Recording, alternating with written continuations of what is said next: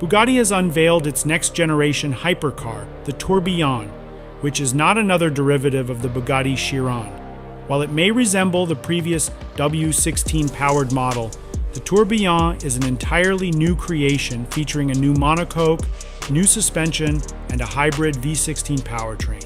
This latest Bugatti flagship boasts an astounding 1,800 horsepower.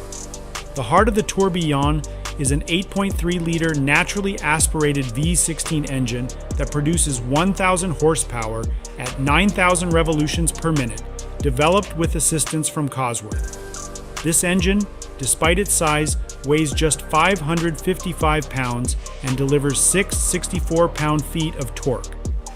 Complementing this powerhouse is a hybrid system featuring a front e-axle with 2 electric motors and a third motor at the rear, powered by a 25 kilowatt-hour centrally mounted battery pack. This setup adds 800 horsepower, resulting in a combined output of 1,800 horsepower. This immense power enables the Tourbillon to accelerate from 0 to 62 miles per hour in just 2.0 seconds. Ladies and gentlemen, the Bugatti Tourbillon.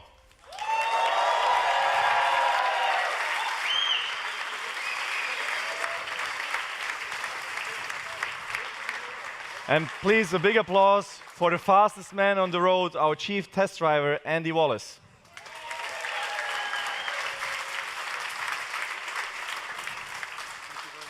Thank you, Andy.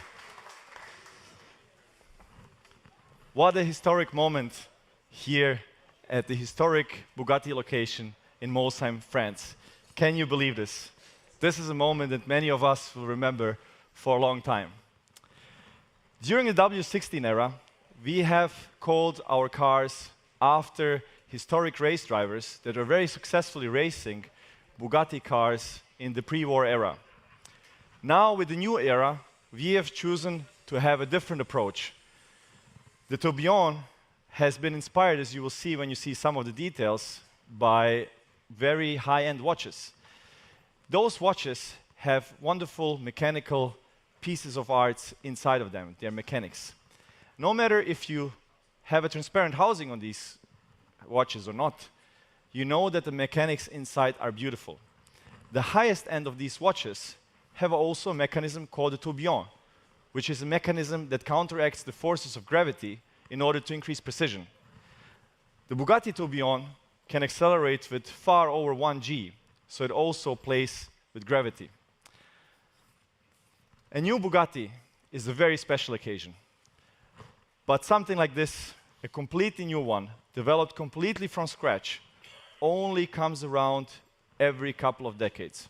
And with this one, today, right this moment, we are starting a new era in this century-old brand. Looking at this car, I'm so incredibly proud of the team that has developed it, giving their relentless efforts and dedication to make it possible. Because what we have embarked on with this project was very, very ambitious.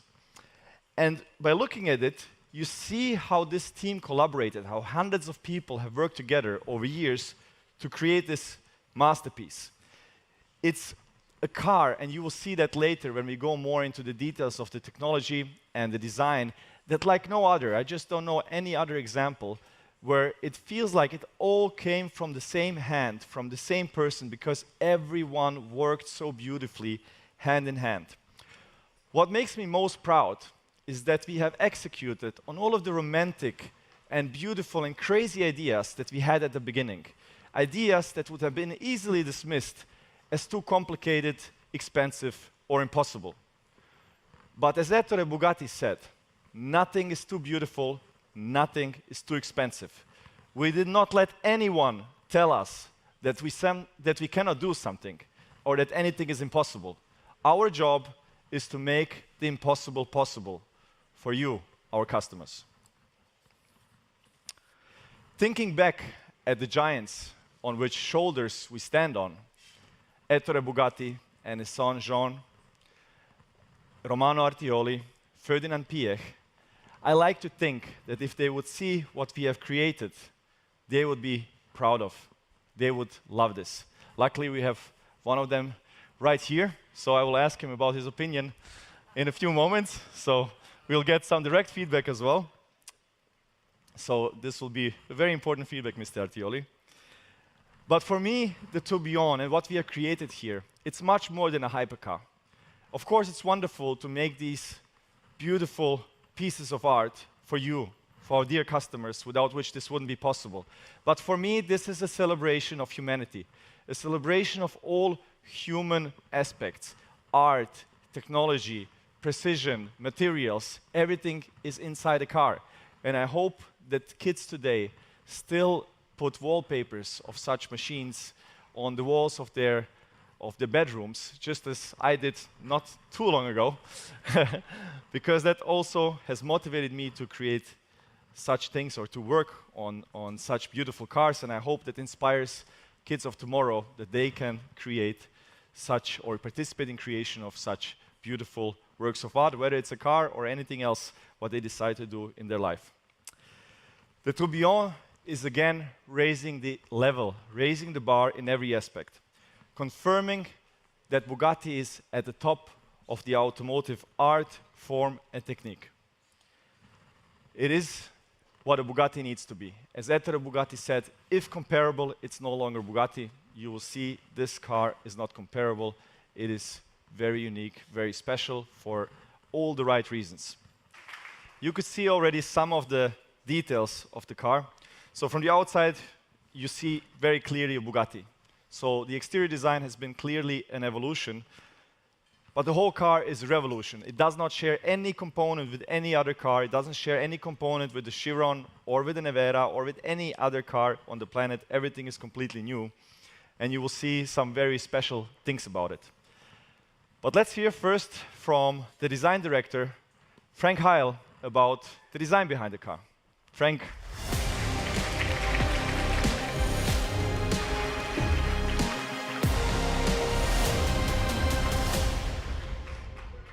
Thank you, Mate. So how do you go about designing the successor to the Chiron? It seems like a kind of big task, right? The aspect of timelessness is key to us. How do you make a car timeless? For it to be timeless, it needs to be authentic. It needs to tell a story. The story of the Tourbillon is the interplay between speed and elegance. One could almost say it is shaped by speed. Now, we draw inspiration from many things. For example, if we observe nature here, the falcon, fastest creature on the planet, if it nosedives for its prey, what does it do? It tucks under its wings. It reduces its frontal area to pick up speed more quickly. And this also goes together with our observations in now over 20 years in doing these high-speed programs like Chiron and Véran, and now with the Tourbillon, is if you reduce frontal area, it has a greater influence on the speed of the vehicle, unlike anything else. And so the concept of reducing frontal area was also being exercised by Jean Bugatti, who we also take great respect and influence from, with his concept that he called surbaissé, where he submerged the engine in his Type 57 SC Atlantic. He submerged the engine behind and below the front axle to get the bonnet lower, to get the driver lower, to get the roof lower, to reduce frontal area. So that's already taken inspiration from. You will find the concept of surbaissé in this car as well, as we have reduced this car in relation to the Chiron by 33 millimeters in height. That's quite a big job in terms of car design. And that not only does have a huge effect on aerodynamics and the frontal area, but also on its proportions. Now, before we talk about any design theme or line or color, we have got to get the proportions just right. And as you can imagine, if you lower the roof, the wheels look bigger, it's an improvement for the proportions. Also the body posture of this new car. You can see it is raked forward, ready to pounce at standstill, very much like a predator. The Type 57 you see here in comparison, this is how much lower it was, and that's exactly what we've done with the new car. We've reduced its frontal area. Jean Bugatti crafted the Type 57 SC Atlantic from a special magnesium alloy that couldn't be welded back in the day, so it was riveted together in the center from two halves. And ever since those times, the accentuated center line became part of our stylistic DNA. So you will find a center line also on the new car that is marked. It even goes through into the interior. The design DNA of Bugatti is not only the center line, it is also the Bugatti line on the side, which finds a new interpretation into this body side here once again, which is also the physical parting line between the two colors on the two-tone paint scheme. Also, the horseshoe has a new wide proportion, and it is the origin of all the volumes and line work on the front. It is the backbone of the architecture of the front. A radical new cooling and luggage concept also goes together with it. And we have these two, what we call flying fenders, docked onto them, and we're streaming air through underneath the headlights to exit the air in the A-pillar area to pressurize the side air intakes. As you know, it's an atmospherical engine, so any bit of extra air pressure that you can ram-induce into the side air intakes will actually increase power. We come to the more sculptural, more sensual, more reflection-based. There's almost no line to that rear three-quarter side panel here, surfaces, and which leads us to a beautiful contrast on the rear, where we have these more sensual surfaces up above and the more technical, more fragmented, more aero-driven surfaces down below. And it's this contrast that makes this so appealing. If we come to the interior, this is where digital detox meets the art of watchmaking. We have chosen to do the entire human-machine interfacing between operating the vehicle and displaying information at the driver in an analog fashion. It's completely timeless. We're speaking about authenticity, making it timeless through authenticity.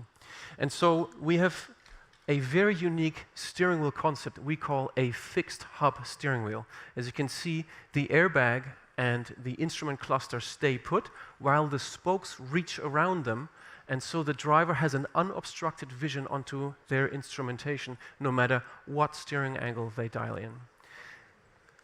Also, the instrument cluster is housed in a titanium housing. There's real ruby stone bearings. It's covered in sapphire glass. It is in every way like an exquisite watch. Also, the center console draws inspiration from the art of watchmaking, as it is a skeletonized approach. There's real crystal glass set in machined aluminum. It's the aspect of transparency, like in a tourbillon watch with a glass back face. So you see, the tourbillon is really made not for the future, but for eternity. And with that, I want to hand back over to Marta. Thank you very much.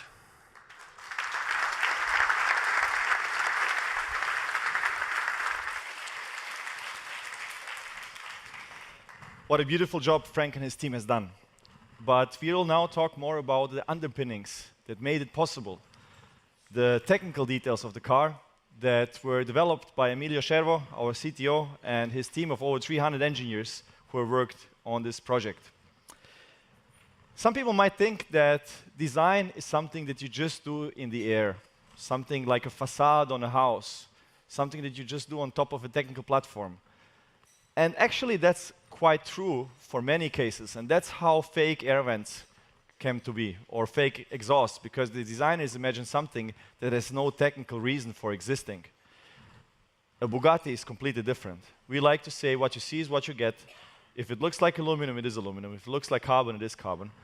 And this is also true here. Everything has a function. Every little thing, like what Frank explained, for example, this hovering lights with the air channel underneath it, everything has a reason to exist. So, like no other car before, I believe the technical team and the design team have worked so closely hand in hand to create something that comes like from one person, but actually from hundreds of people who have worked on it. When designing a car, there is usually an interior and exterior design team. Two design teams that work hand in hand to develop what the customer sees from the outside and inside. And then the stuff in between, the technical part, is usually just done by the engineers to fulfill its purpose. It's usually doing its job, nobody cares how it looks like, and just to do whatever it needs to do for the cheapest and simplest way possible. We did not want to work like that. We want the Bugatti to be perfect, even where you don't see it, even where you will never see it. You need to know that the Bugatti is perfection, even where you never look. It's important to us, because we want every piece of it to be perfection. So we have created a third design discipline, which we called the rolling chassis design. So that was making sure that the car in its naked form, like here in this picture, is beautiful as well.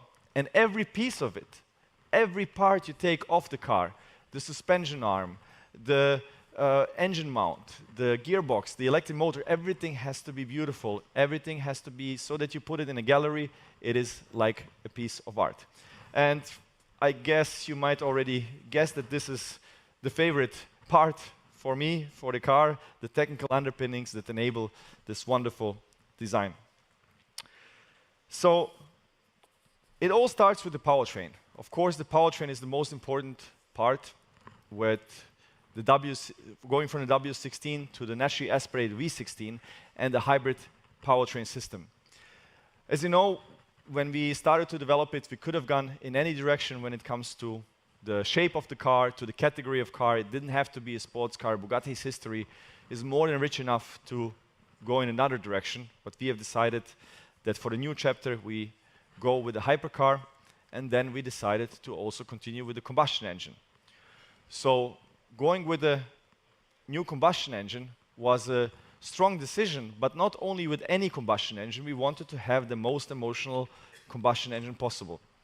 That's why naturally aspirated, but the naturally aspirated engine was only made possible by a very high-tech electric powertrain, 3 electric motors, a 25 kilowatt-hour battery pack, which gives enough power, but also decent all-electric range if you need it, especially to make the car future-proof in case in some areas you will not be able to run with a combustion engine at all.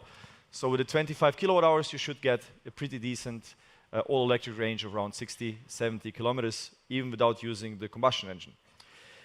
So a V16 is, of course, naturally longer than a W16. As you know, W16 has its cylinders offset. They are not in a straight line, while the V16 cylinders are in a straight line. On top of that, this car has actually more displacement. While everyone went for reducing the size of engines, here we went from 8 liters to 8.3. So this engine is 25 centimeters longer compared to the W16. And then we have a big battery pack and 3 electric motors, and we even have a bigger trunk, and despite the lower cabin, we have the same interior space as a Chiron. So when we started working on this, I didn't know what it means for design if the car just becomes longer because of a longer engine and because of all the other stuff we needed to fit in the car. I thought maybe it's good for design. So I talked to Frank and Achim, and they immediately said, no, no, no, no, no. Just don't make the car any longer. Just try to keep the same length.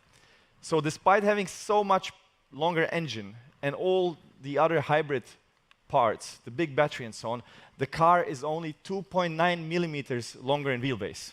That's one of the magic tricks that Emilio and his team have done to keep the beauty of it. And even more of a magic trick, the first hybrid car that went from combustion only to hybrid and being lighter than the combustion car, despite having the 200 kilos of battery pack and all the other electric powertrain components. When we go to the top view, you can see how different it is. So in the Chiron, many of you who are using it, you know that you sit quite far away from your passenger. And that's because the gearbox of the car was in front of the engine, so between the passengers. That's why you were sitting far apart, one from the other. And that also means the doors move out and the windows move out, the greenhouse.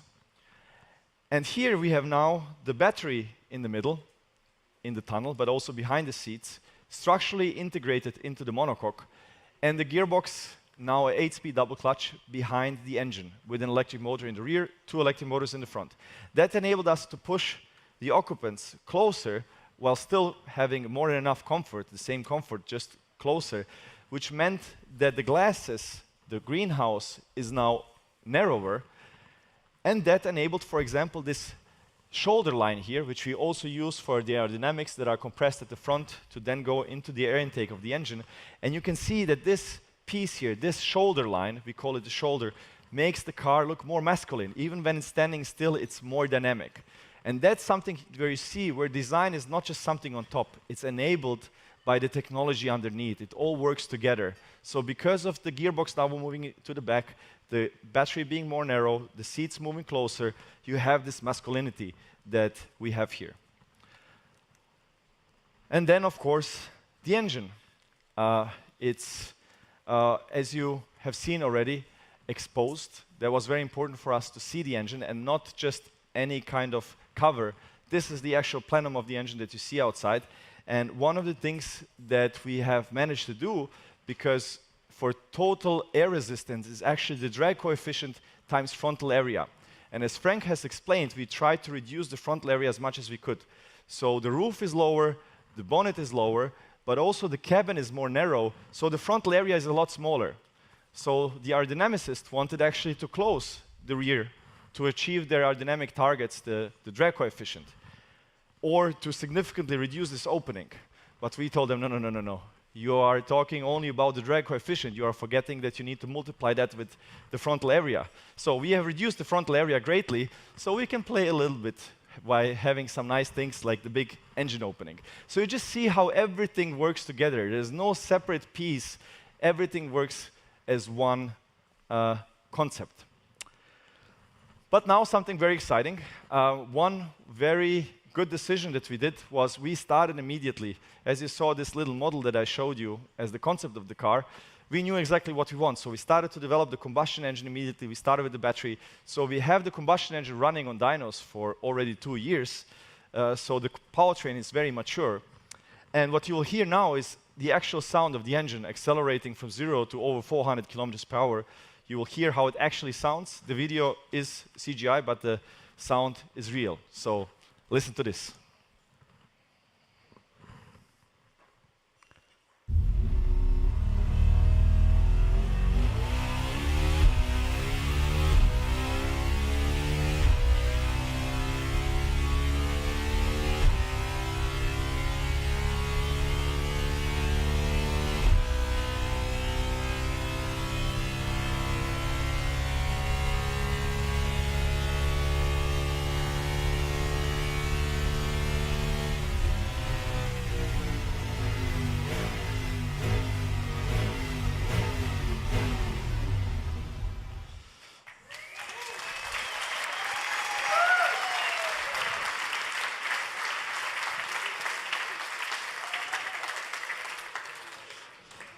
So it's a very unique sound, right? It doesn't sound like a V8, doesn't sound like a V12. It's something on its own, and that's what we wanted to achieve, something unique. And it's actually a very interesting combination. Quite an old school combustion engine, because no turbos, but actually made possible by a high-tech electric powertrain. It's kind of like how the anecdote of how electric cars got killed by the electric motor, by the electric starter, so people didn't have to crank their engine anymore. And that made it easier to use combustion engines. And then this killed the electric car. So the electric motor kind of killed the electric car 100 years ago. Here we have the electric motor saving the naturally aspirated engine.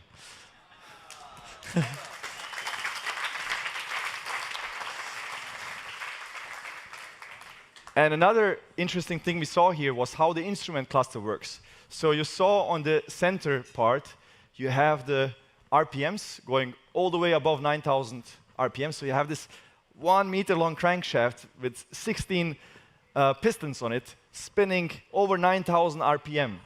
Then you have the speedometer, and you see how far it goes. So there is potential in this car. And on the right, you have the power meter in horsepower. You have 2 needles, one for the combustion engine, one for the electric powertrain. And you basically add up the power of each. So you could see now with full acceleration, the combustion one goes to 1,000 horsepower. The electric one goes to up to 800. So we have 1,000 horsepower from the combustion engine, 800 horsepower from the electric, for a total power of 1,800 horsepower. And all of these movements you see, all of these gears, they are actually moving the needles. So the needle is being moved by those mechanics behind it. Then you can also see on the lower side of the steering wheel the modes. On the left side are the chassis modes. So how you set up the suspension, steering, aerodynamics, and so on. On the right side is powertrain modes. We want to give power to the customers. We don't want to make decisions for you. If you want to drive combustion only, turn a button, you drive combustion only. There is no electric assistance. If you want to drive electric only, the combustion engine will never turn on unless you deplete the battery. If you want the car to make the decision for you, you go into hybrid mode and the car does everything itself. But one thing we'll for sure not do is that the engine turns on and off all the time, annoying you. So.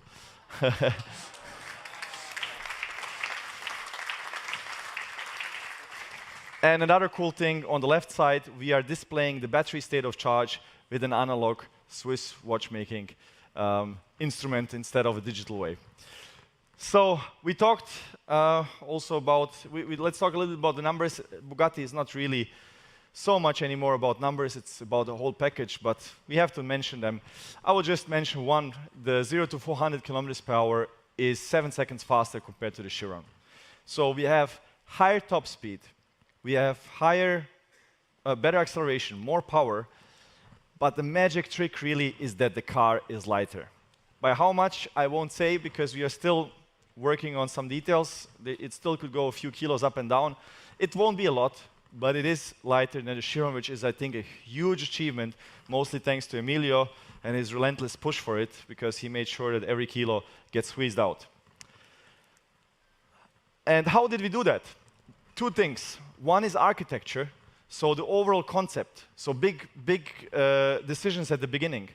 So going from the combustion engine, from the turbo engine to a naturally aspirated one, you lose a lot of the peripherals that you need with a turbo engine.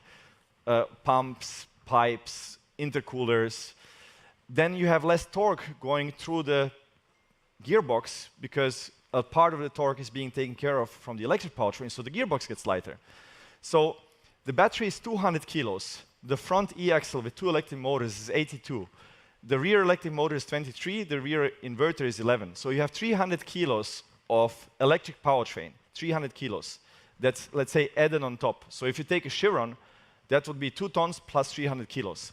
We have removed this 300 kilos from the combustion engine, from the gearbox, but also other parts. So one part is architecture. For example, how the battery pack is integrated very nicely into the monocoque as an integrated part.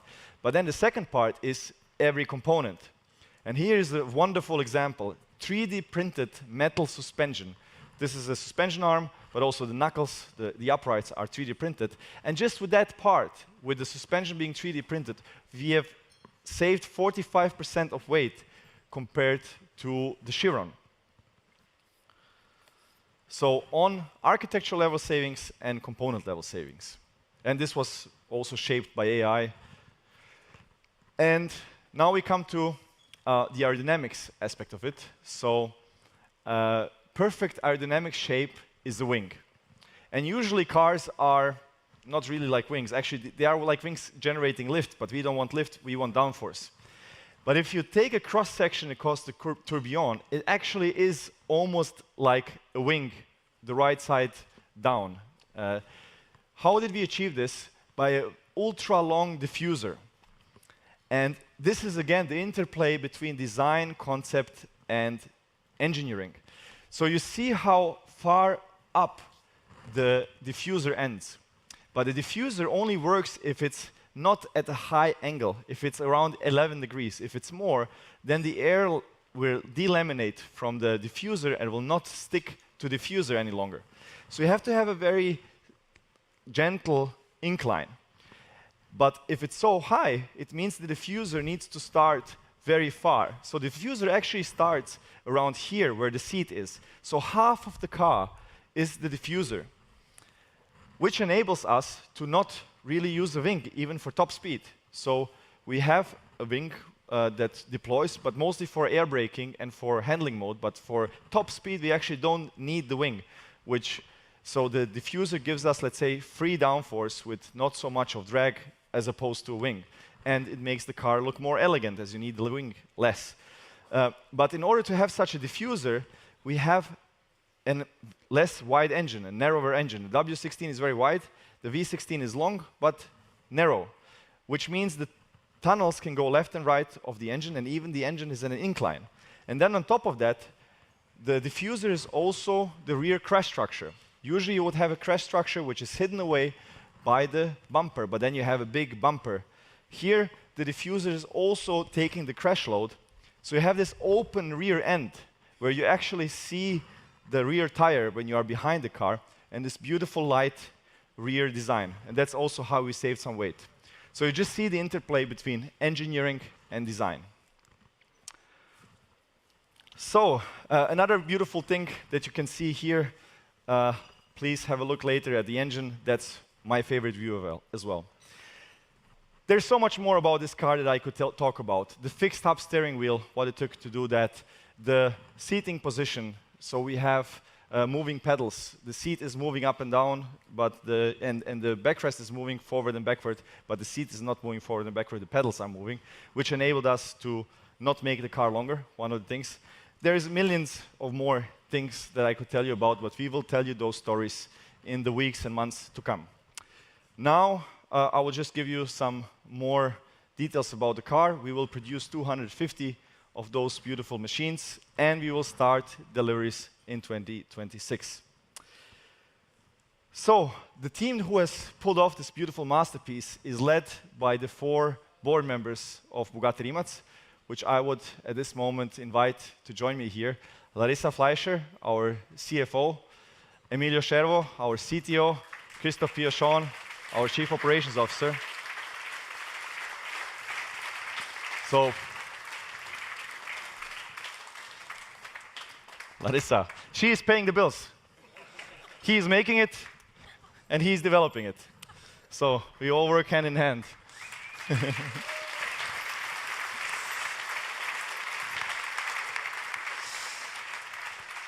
So, that's the Tourbillon. Much more to see and experience. This is just a preview. There's so many layers to this car, which you will see in the time to come. We just gave you the surface. Now we will say goodbye to the thousands of people who have joined us from their homes online. Thank you so much for being here with us. And for all of you, you will now be able to see the car. But before we do that, one, vive la marque. So, 3, 2, 1, vive la marque!